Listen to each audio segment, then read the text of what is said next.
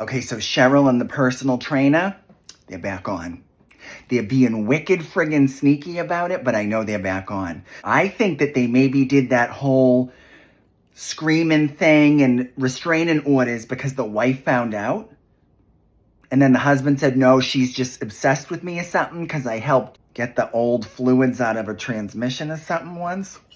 I think that was just like a ruse.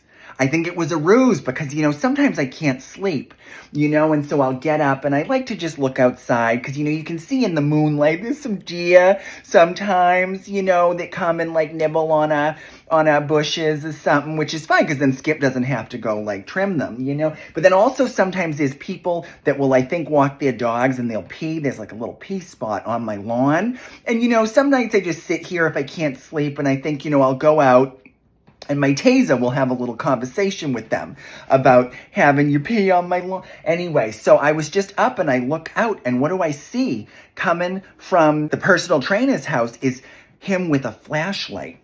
Him out with a flashlight like he's Angela Lansbury in the opening of Murder, She Wrote, okay? And he goes over to Cheryl's, okay?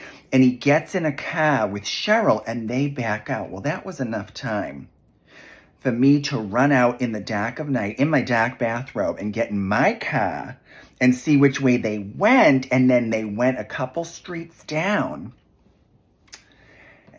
and they were necking with their privates. Do you understand what I'm saying?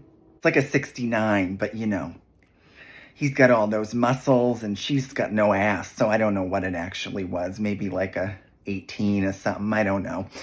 Anyway, so they're definitely back on, and I hated sitting there and taking those pictures. But, I think it could be her dog that's peeing on my lawn. So I just got to have them